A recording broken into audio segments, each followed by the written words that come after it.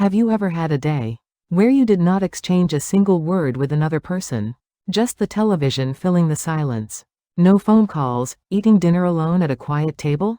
A neighbor of mine has lived through years of days exactly like this since losing her spouse, and from the outside, she seemed to be doing fine, until we realized her body and mind had quietly been wearing down all along. Today I want to walk you through exactly how loneliness and social isolation affect the body, with real numbers behind them, and share practical steps to break out of this quiet crisis, which I will cover shortly. Here is why this concerns all of us. According to World Health Organization data, roughly 1/4 of older adults experience social isolation, and combined research across multiple countries estimates that about 1/3 of older adults worldwide experience it. A survey of American adults aged 50 to 80 found that 1 in 3 reported feeling socially isolated within the past year. I am bringing this up because this is not just a matter of feeling a bit sad or lonely. Research consistently shows it directly affects physical health and lifespan. Now for the numbers that genuinely matter. A meta-analysis combining multiple studies found that social isolation increases all-cause mortality risk by roughly 33%. A famous 2010 meta-analysis found that loneliness affects health at a level comparable to smoking 15 cigarettes a day, and was found to be an even greater risk factor than obesity. The American Heart Association reported that social isolation and loneliness increase the risk of heart attack, stroke, and related death by roughly 30%. Take a moment to actually sit with these numbers. We all know smoking is dangerous and take precautions against it.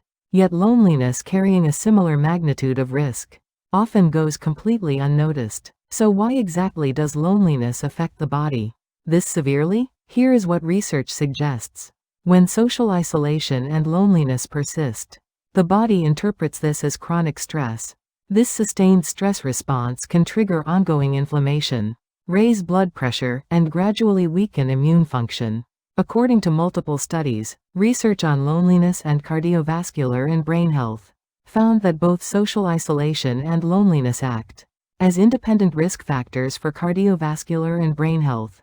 The relationship with dementia specifically remains under active research. Some studies show increased dementia risk with social isolation, while others find this association weakens after carefully adjusting for other factors.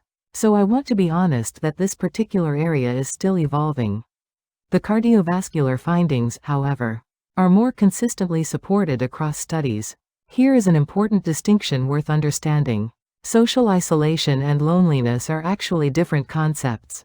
Isolation refers to the objective, physical lack of contact with others, while loneliness refers to the subjective feeling of disconnection, even when surrounded by people. Someone who talks regularly with children and grandchildren can still feel deeply lonely inside, while someone living alone might feel genuinely fulfilled. Both, though, can affect physical health, which is why the strategies below address both increasing actual contact and rebuilding a sense of connection. So what should you actually do? First, establish regular, scheduled contact.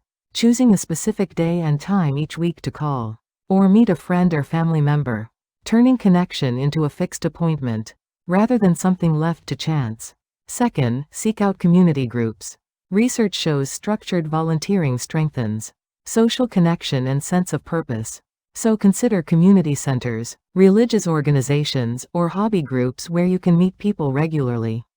Third, organizations including the WHO recommend structured programs like social skills training, support groups, and befriending programs as effective loneliness interventions, so check what is available locally.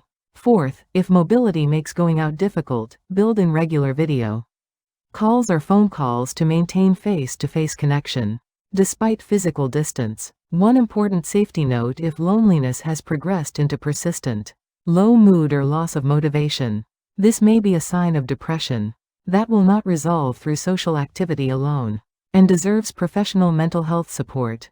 Families should also avoid dismissing an older relative's loneliness as simply natural aging, and instead build regular check-ins into an actual schedule.